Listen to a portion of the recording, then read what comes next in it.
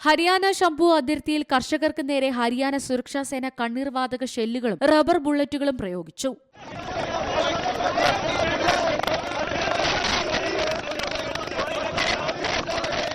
സംഭവത്തിൽ 2 കർഷകർക്ക് പരിക്കേറ്റതായി കർഷക സംഘം നേതാക്കൾ പറഞ്ഞു.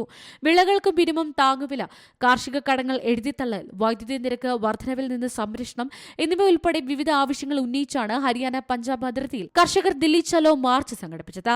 സംയുക്ത കിസാൻ മോർച്ചയുടെയും കിസാൻ മസ്ദൂർ മോർച്ചയുടെയും നേതൃത്വത്തിലാണ് പ്രതിഷേധം. കർഷക നേതാക്കളോട് പോലീസ് ചർച്ച നടത്തിയെങ്കിലും പ്രതിഷേധത്തിൽ നിന്ന് പിന്മാറാൻ തയ്യാറല്ലെന്ന് നേതാക്കൾ അറിയിച്ചു. അംബാലയിൽ ഇന്റർനെറ്റ് സേവനമടക്കം റദ്ദാക്കിയാണ് പോലീസ് സുരക്ഷ വർദ്ധിപ്പിച്ചത്. ദേശീയപാത 44 ബാരിക്കേഡുകൾ നിരത്തിയാണ് പോലീസ് അതിർത്തി അടച്ചത്.